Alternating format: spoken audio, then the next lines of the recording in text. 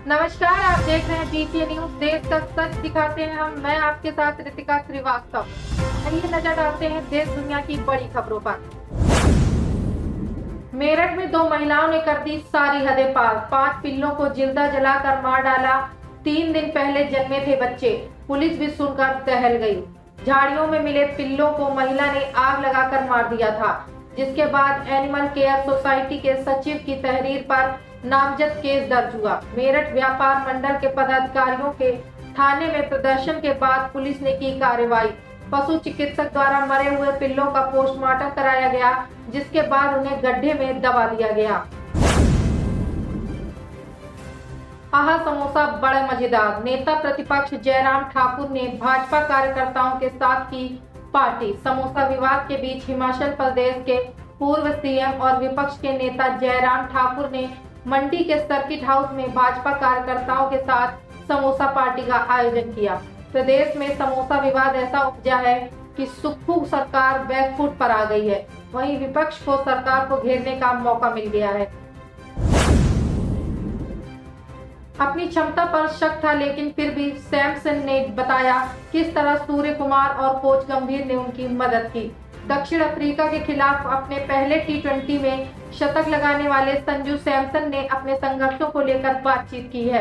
उन्होंने कहा कि शुरुआती दिनों में असफलताओं के कारण उन्हें अपनी क्षमता पर संदेह हुआ था, लेकिन आत्मविश्वास और कप्तान और कोच के समर्थन ने उन्हें मजबूत वापसी करने में मदद की।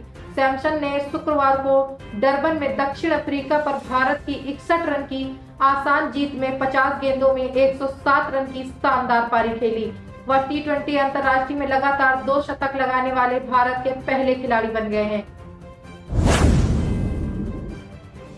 पीलीभीत में घर से पैदल स्कूल जा रही कक्षा 5 की छात्रा को बाइक सवार 3 युवकों ने रास्ते में रोका और जबरन विषैला पदार्थ खिला दिया। स्कूल पहुंचने पर उसकी हालत बिगड़ी तो शिक्षकों ने परिजनों की मदद से उसे शहर के निजी अस्पताल में भर्ती कराया। सीओ सिटी ने अस्पताल पहुंचकर परिजनों से जानकारी जुटाई। खुलासे के लिए 4 टीमें लगाई गई हैं। गजरौला थाना इलाके के देवीपुरा गौटिया निवासी वीरबल ने बताया कि उसकी 11 वर्षीय नातिन अंशिका पुत्री राम अवतार माधो टांडा पीलीभीत मार्ग पर स्थित एक निजी स्कूल में कक्षा 5 में पढ़ती है। पीएम मोदी के एक है तो सेफ है के बयान पर संजय राउत का आया रिएक्शन। चुनाव की तारीख नजदीक आते ही महाराष्ट्र में सियासी पारा चढ़ने लगा है। शुक्रवार को प्रधानमंत्री नरेंद्र मोदी ने विपक्ष पर निशाना साधा। उन्होंने कांग्रेस पर समुदायों को बांटने का आरोप लगाया। इस दौरान पीएम मोदी ने एक है तो सेफ है नारा दिया। अब पीएम के इस नारे पर शिवसेना नेता संजय राउत ने अपनी प्रतिक्रिया दी है। शुक्रवार को पीएम मोदी ने विपक्ष पर कटाक्ष करते हुए वक्त एक है तो सेफ है बयान दिया था। पीएम ने कहा था कि विपक्षी गठबंधन महाविकास अघाड़ी की गाड़ी में ना तो पहिए हैं और ना ही ब्रेक। ड्राइवर की सीट पर कौन बैठेगा, इस पर लड़ाई चल रही है। राजनीति में उनका एकमात्र उद्देश्य लोगों को लूटना है। पीएम ने कहा कि एनडीए की सरकार विकास में बाधा पैदा करती है। Court marriage. अब शादी से पहले युवती का हुआ कत्ल, इसलिए नाखुश था मामा और उसका परिवार। तस्वीरें मुजफ्फरनगर के खतौली के गांव रसूलपुर कैलोरा में शादी की खरीदारी से पहले हुए विवाद में मामा ने अपने 2 बेटों के साथ मिलकर भांजी हिमांशी की गोली मारकर हत्या कर दी। शव को कार में ले जाकर ठिकाने लगाने का प्रयास किया, लेकिन पुलिस पहुंच गई। आरोपी कार छोड़कर फरार हो गए।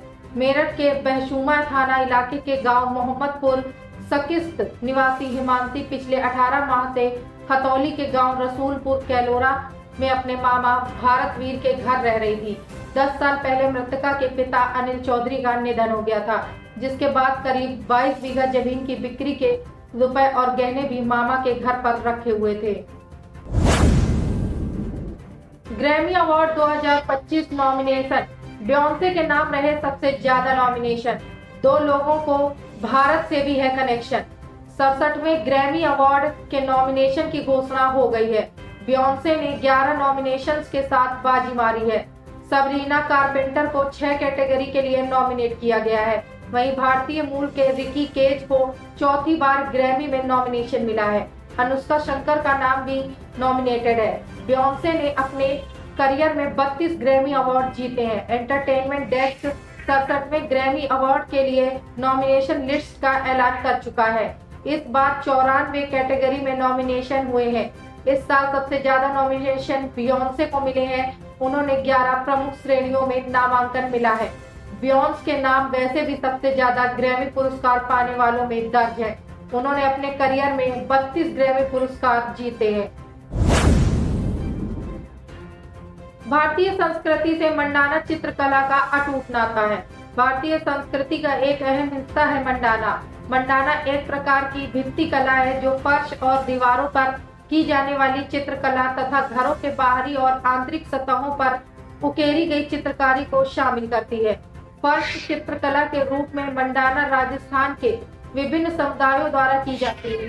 भित्ति चित्रकला और मिट्टी की राहत कला की परंपरा मुख्य रूप से मीणा अथवा मीना समुदाय से जुड़ी हुई है, जो राजस्थान, गुजरात और मध्य प्रदेश में बसते हैं।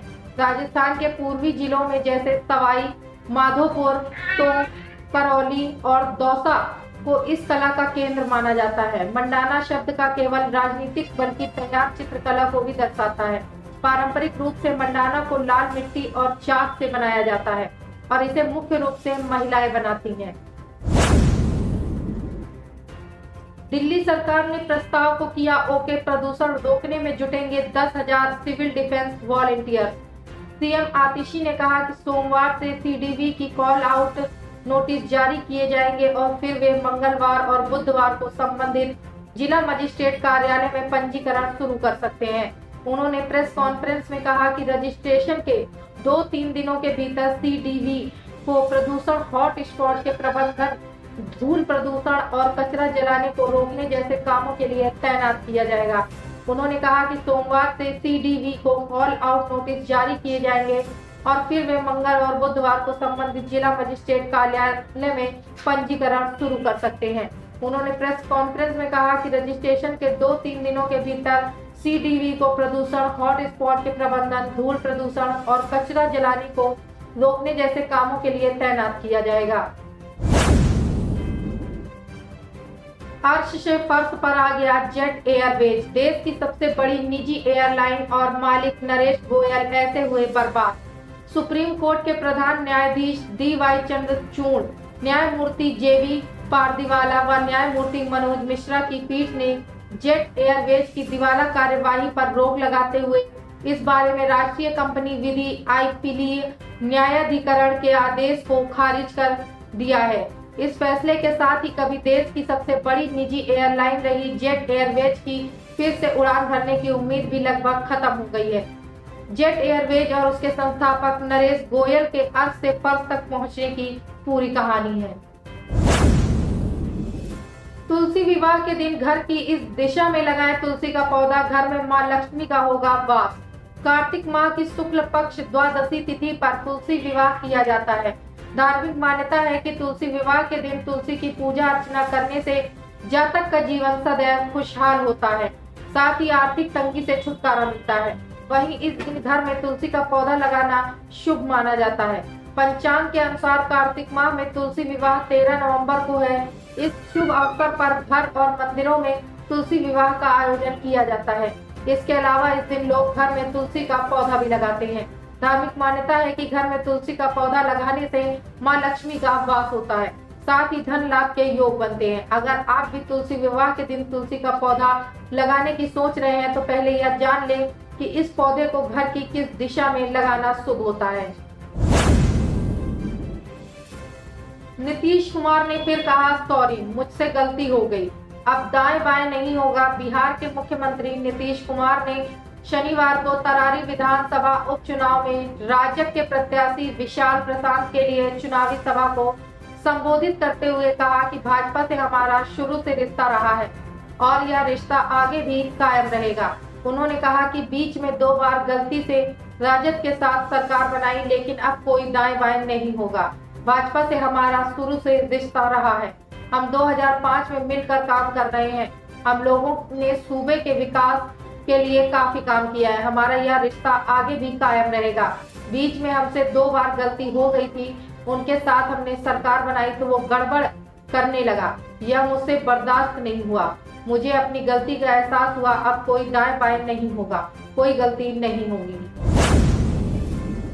महाराष्ट्र में पीएम मोदी बोले, कांग्रेस को न बाबा साहेब के संविधान की परवाह है, न ही कोर्ट और न ही देश की भावना की।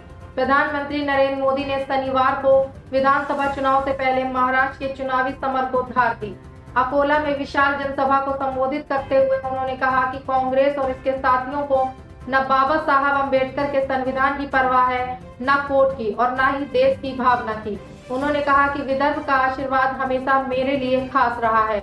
अब एक बार फिर मैं विधानसभा चुनाव में महायुति के लिए आपसे आशीर्वाद मांगने आया हूं। आज 9 नवंबर है और ये 9 नवंबर की तारीख बहुत ही ऐतिहासिक है।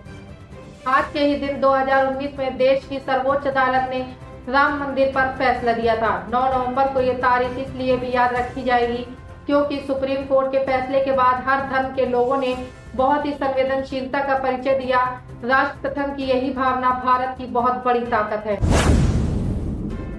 भदैनी हत्याकांड में सॉफ्टवेयर डेवलपर बना पुलिस के लिए एक पहेली।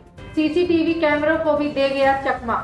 उत्तर प्रदेश के वाराणसी में बीते दिनों एक दिल दहला देने वाला मामला सामने आया है। यहाँ भदैनी में हुए 5 हत्याओं के मामले में आरोपी विशाल गुप्ता को पकड़ना पुलिस के लिए चुनौती बना हुआ है। कंप्यूटर और सॉफ्टवेयर का विशेषज्ञ होने के कारण विशाल ने पुलिस को चकमा दे रखा है। अहमदाबाद, मुंबई और तमिलनाडु में पुलिस टीमें उसकी तलाश कर रही हैं। 5 हत्याओं के आरोपित विशाल गुप्ता को पकड़ना पुलिस के लिए आसान नहीं होगा। कंप्यूटर और सॉफ्टवेयर का विशेषज्ञ हत्यारोपित विशाल गुप्ता के वाराणसी आने पर उसके स्वजन मुहर पहले ही लगा चुके हैं। 5 हत्याओं में दिल्ली पुलिस छानबीन के बाद आरोपित के पीछे दौड़ी तो गिरफ्तारी के लिए पसीने भी खूब बहाए, लेकिन 5 नवंबर को हुई नृशंस हत्या में उच्च अधिकारियों के सीधी मॉनिटरिंग के बाद भी आरोपित हाथ नहीं आ सका। पाकिस्तान के क्वेटा में बड़ा धमाका, 25 से ज्यादा की मौत, 30 घायल। धमाके की जानकारी मिलते ही पुलिस और बचाव कर्मी तुरंत घटनास्थल पर पहुंच गए। बड़ी संख्या में मौतों को और घायलों को देखते हुए क्वेटा के अस्पताल में इमरजेंसी लागू कर दी गई है। वहीं डॉक्टर्स के साथ ही एक्स्ट्रा स्टाफ बुलाया गया है। धमाके की जानकारी मिलते ही पुलिस और बचाव कर्मी तुरंत घटनास्थल पर पहुंच गए। बड़ी संख्या में मौतों और घायलों को देखते हुए क्वेटा के अस्पताल में इमरजेंसी लागू कर दिया गया। वहीं डॉक्टर्स के साथ ही एक्स्ट्रा स्टाफ बुलाया गया। घायलों का इलाज लगातार जारी है। रेलवे अधिकारियों के हवाले से सामने आई खबर के मुताबिक सुबह 9 बजे जाफर एक्सप्रेस पेशावर के लिए रवाना होनी थी। धमाके की वजह से ट्रेन प्लेटफॉर्म पर नहीं पहुंची। पीएम मोदी ने कुछ इस तरह याद किया रतन टाटा को। दिग्गज उद्योगपति रतन टाटा के निधन को 1 महीना हो गया है। प्रधानमंत्री मोदी ने रतन टाटा को आज याद करते हुए एक ब्लॉग लिखा, जिसमें उन्होंने कहा कि रतन टाटा जी ने हमेशा बेहतरीन क्वालिटी के प्रोडक्ट, बेहतरीन क्वालिटी की सर्विस पर जोर दिया और भारतीय उद्यमों को ग्लोबल बेंचमार्क स्थापित करने का रास्ता दिखाया। प्रधानमंत्री नरेंद्र मोदी ने दिग्गज उद्योगपति रतन टाटा को याद करते हुए लिखा कि आज श्री रतन टाटा जी के निधन को 1 महीना हो गया है। पिछले महीने आज के ही दिन जब मुझे उनके गुजरने की खबर मिली तो मैं उस समय आसियान समिट के लिए निकलने की तैयारी में था। रतन टाटा जी के हमसे दूर चले जाने की वेदना अब भी मन में है। इस पीड़ा को भुला पाना आसान नहीं है। रतन टाटा जी के तौर पर भारत ने अपने एक महान सपूत को खो दिया है, एक अमूल्य रत्न को खो दिया है। झारखंड में अमित शाह बोले, पिछड़े वर्ग का आरक्षण छीनकर मुसलमानों को देना चाहती है कांग्रेस, हम ऐसा नहीं होने देंगे। झारखंड के छतरपुर में केंद्रीय गृह मंत्री अमित शाह ने भाजपा प्रत्याशियों के समर्थन में जनसभा की। इस दौरान उन्होंने कांग्रेस पर जमकर हमला बोला। उन्होंने कहा कि कांग्रेस पिछड़ा वर्ग, दलित और आदिवासी का आरक्षण काटकर मुसलमानों को देना चाहता है। मैं राहुल गांधी को बताना चाहता हूं कि देश में जब तक भाजपा है तब तक अल्पसंख्यकों को आरक्षण नहीं मिलेगा। अमित शाह ने कहा कि कांग्रेस पार्टी आरक्षण और संविधान की बात करती है, मगर संविधान में कहीं पर भी धर्म के आधार पर आरक्षण का प्रावधान नहीं है। महाराष्ट्र के उलेमाओं में के समूहों ने कांग्रेस को ज्ञापन दिया कि 10% आरक्षण दिया जाए। कांग्रेस के प्रदेश अध्यक्ष ने कहा कि हम मदद करेंगे, अगर मुसलमानों को 10% आरक्षण मिला तो कम किसका होगा। दिल्ली, मुंबई, लखनऊ में प्याज की कीमतें आसमान छू रही हैं। आम लोगों की बढ़ी परेशानियां। प्याज की कीमतों में उछाल के कारण दिल्ली, मुंबई और लखनऊ समेत देश के कई शहरों में लोगों की आंखें नम होने सी लगी हैं। इसमें ग्राहक और विक्रेता दोनों परेशान हैं। थोक बाजारों में प्याज की कीमत 40 से 60 रुपए प्रति किलोग्राम से बढ़कर 70 से 80 रुपए प्रति किलोग्राम हो गई है। ANI ने बताया कि दिल्ली के एक बाजार में एक विक्रेता ने कहा कि प्याज की कीमत 60 रुपए से बढ़कर 70 रुपए प्रति किलोग्राम हो गई है। हम इसे मंडी से खरीदते हैं, इसलिए वहां से हमें जो कीमतें मिलती हैं वे उस कीमत को प्रभावित करती हैं जिस पर हम इसे बेचते हैं। कीमतों में बढ़ोतरी के कारण बिक्री में कमी आई है, लेकिन लोग इसे अभी भी खरीद रहे हैं क्योंकि यह यहाँ के खाने की आदतों का एक महत्वपूर्ण हिस्सा है।